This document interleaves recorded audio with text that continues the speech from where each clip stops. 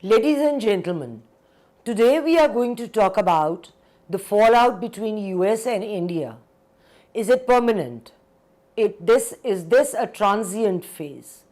What are the reasons? I'm going to give you some red flags just to give you an overall picture as to what were the reasons. And what is the US strategy in light of this fallout? And what is the core reason for this fallout? Stay with me in this program. I will start my program with the latest news. A planned visit by US trade negotiations to New Delhi from August 25th to August 29th of this month has been cancelled, which was supposed to discuss proposed bilateral trade agreement. Now, after 25 years of relation building between the two countries, based of course on shared interests, what has happened in the past 4 months to set off the rocks or the rail this friendship for both the nations? Today, in the history of the relationship between India and US, it is for the first time that India faces 50% of increase in the US tariff as a result of India's purchase of Russian oil after the 2022 act of Russia to invade Ukraine. The tariff issues were followed by another step or change of policy that Trump made. After the 4 days of war between India and Pakistan, Trump decided to follow a very impartial stance. That was a real shocker for India, because previously all the American presidents have had a pro-India tilt. So it was a huge setback and an upset for the Indian government. Third, the US anti-dumping probe, which has started, threatens India's solar module exports, raising uncertainties for the country. It will impact firms like Vare and Adani amidst rising domestic capacity and shifting global dynamics. India's solar exports, particularly in US, is a key growth market for India. And an investigation has been launched by a consortium of American solar manufacturers, threatening to disrupt the recent momentum that has been built up by the Indian players in this field.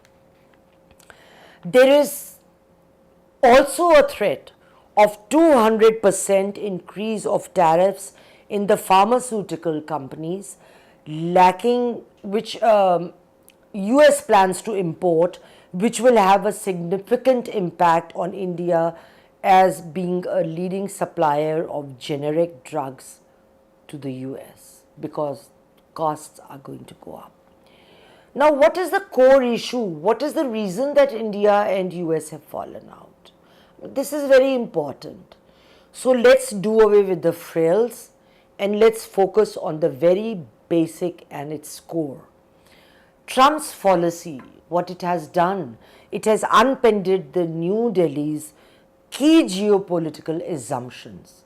It was an assumption that no matter what, US and India will be allies, but that the one thing I've learned that is certain in geopolitical conditions and relationships is that they are not certain.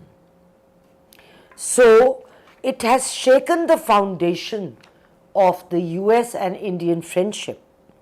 India's policy has been of multi-alignment, being friends with most, but not engaging in a clean alignment with any power. Like the policy of America that it used to have, either you are with us or against us. So India has never done that. It has maintained an independent posture. And here I must add, in light of these circumstances, I admire Modi for standing ground and adhering to their long-term policy. It will, of course, have negative setbacks on India. There is no doubt about it. But changes happen. Who would have thought 4 months before that the chasm between India and US would have increased this much? So what will be India's strategy? Because Trump's policy is based on trade, on getting tangible results from the country it is trading with. Now, New Delhi is reaffirming its longer commitment and its strategic autonomy in its foreign policy. It's not backing off.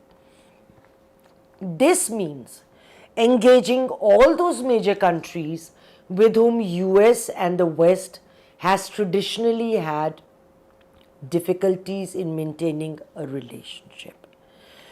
President Putin is also scheduled to visit India soon, a first after the Ukraine invasion in 2022.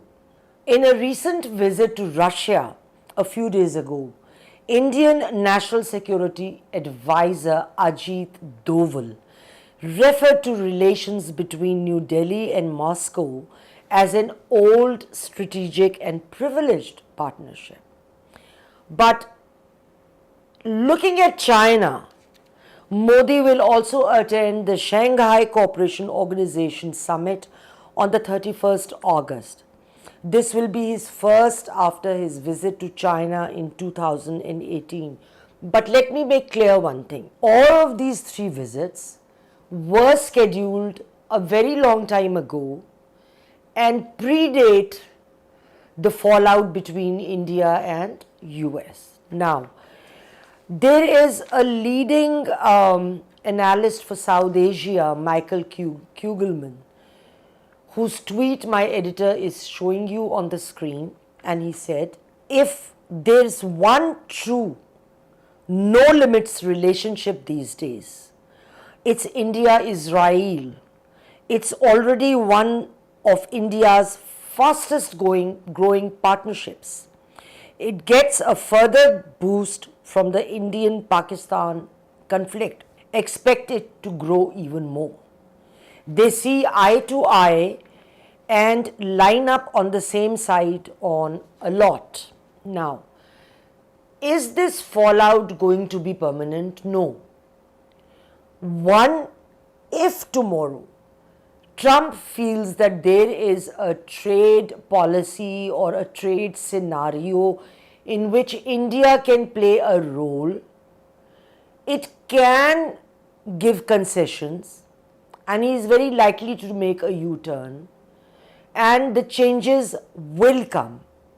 But what is also important is that Modi, although following an independent global policy, must not go out of his way to cause affront to Trump, because that is something that a leader of a country of the world community is not going to forget or forgive.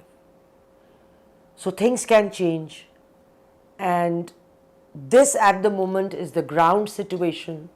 If there are any developments, I will come back to you with this, and in the meanwhile, if you have not subscribed to my channel, please subscribe, and if you like the program, please do like it, share it, and if you want to share a comment, you are more than welcome.